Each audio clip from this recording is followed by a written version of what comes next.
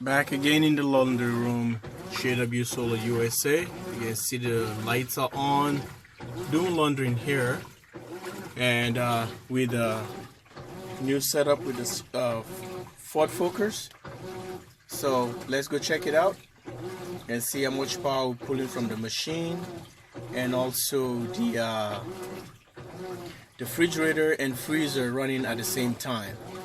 All right, or maybe we can boil some water for tea. Stay tuned for this. Bye for now. Subscribe and share. Back in the command center, JW Solar USA. Guys, you know I like to do my test, and since we have new batteries and we want to put a challenge, you guys have seen the e-Golf Volkswagen battery e-Golf, how they perform on a 12 volt configuration.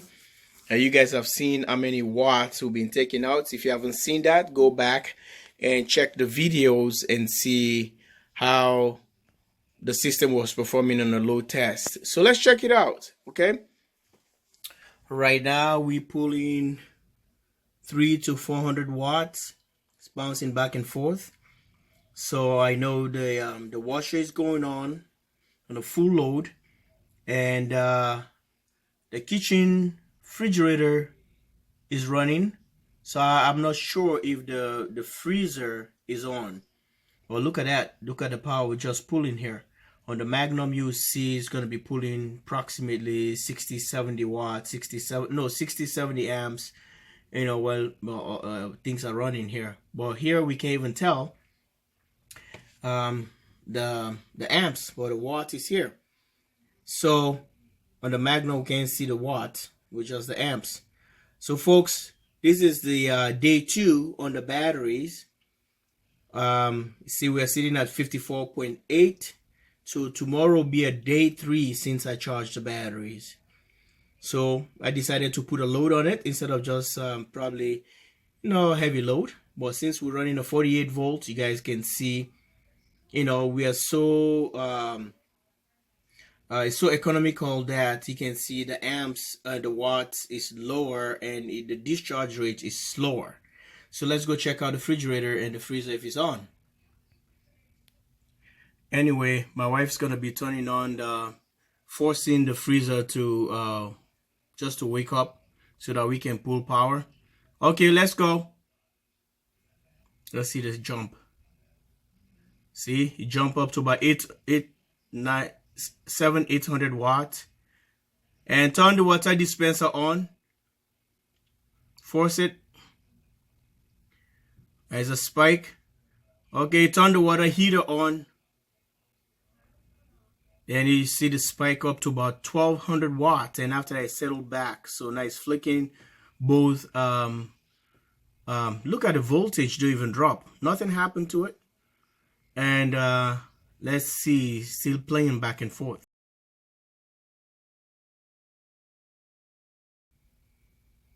With everything running mostly, water dispenser and water heater on the water dispenser, plus the refrigerator, the refrigerator, the freezer, the washing machine.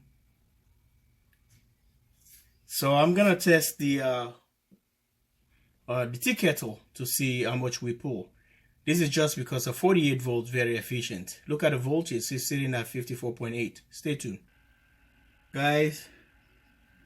That's a spike right there. It came up 54.0 was 54.8, but now 54.0. So now we took the inverter to 2000 watts. So that would have been a big spike. Look at that. It's coming back to 54.4. You're flashing back and forth. That would have been almost very close, about 3000 some hundred on the 24 volt. So folks, this is what my house is pulling. Sorry for the shake. This is what my house is pulling with the TV, the refrigerator, the fridge, refrigerator free, whatever. The refrigerator, the freezer, Primo water dispenser, and plus the water heater on it to make hot water, my tea kettle, and the washer. Simultaneously, TV. I turn the TV on, which just takes a lot less power. So guys, this is the power I pull in my house. If I'm pulling my house constantly, this is the power. Okay, those things I mentioned, and it's gonna pull 2,000 watts on 48 volts. So if that was on 24 volt, just multiply by 2. You know, that'll give you about 4,000 watts approximately. So 48 volts, super efficient. Thanks for watching, guys. Just do a load test for you, and the water is still trying to boil, and let me show you. As always, the tea kettle is right here. It's doing its thing. Let's keep watching this, because one, guys, I just want you to see the power of lithiums. That's my one whole point here I'm trying to make or bring across. So it's a 54.8. So it's just 54 now. The 0.8, the 8 millivolt, it's been utilized with all this heavy load we're pulling right now. So far so good. This would have been a big sag on a 24 volt, or sorry, AGM batteries. Look at that, something just dropped. Maybe the washer probably is draining the water. So let's go check it out. That's right. So it's taking a sequence. It's not doing frequently, just step by step. You can hear. That's why it's not taking much load. Very efficient. The water is almost boiling.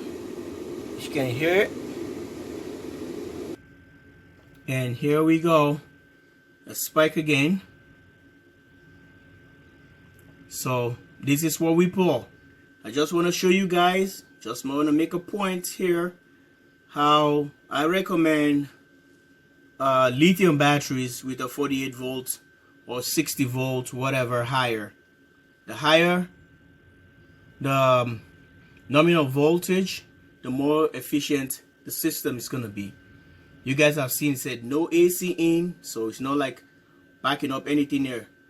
Anytime from now, the water tea kettle is going to pop, and you guys can see. And trust me, the inverter, just the internal fans, the 24 volts would have been making noise. No solar, nothing. 24 volt, the fans would have been rattling. So we got a big surge there. We dropped to 53.6. So I don't know what is pulling more amps now, but this is the deal. From 54 to 53.6. It's gonna come back as soon as everything stops. And watch this. Anytime from now, the tea kettle is gonna pop. Anytime from now. 5, 4, 3, 2, 1, 0. We missed that. Okay, let's try it again. 5, 4, 3, 2, 1. There you go. I can hear it. It drops. See that? The voltage went back to the 54.0. So it's only 600 watt. The system is taking out of 2,000. So 1,400 watts is coming from the tea kettle. Thanks for watching. Just to show you that the lithiums can handle, I recommend lithiums with off-grid solar system or battery backup system with a 48 volt or 60 volts configuration. Even 24 volts is awesome, but the higher battery nominal inputs, the more efficient it's going to be. The washer is still doing its thing. Thank you guys. Subscribe and share this video. Love you. Bye bye.